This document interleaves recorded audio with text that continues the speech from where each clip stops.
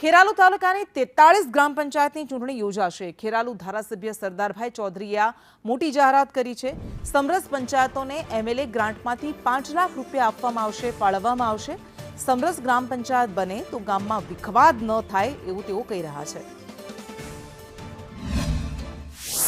બધા જ ગામોની અંદર ચૂંટણીઓ સમરસ થાય, ચૂંટણીઓ થવાથી ગામની એકતા ડિસ્ટર્બ થાય છે। અંદર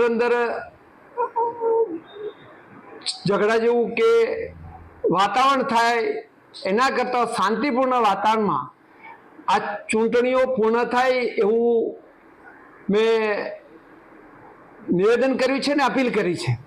અને તેમ છતાં કેટલીક ગ્રામ પંચાયતોની સમરસ ચૂંટણી થાય અને મતલબ ચૂંટણી ન થાય અને સર્વાનુમતે બિનહરીફ સરપંચ બને તો એવી સમરસ ગ્રામ પંચાયતોમાં મેં મારી ધારાસભ્ય ગ્રાન્ટમાંથી 5 લાખ રૂપિયા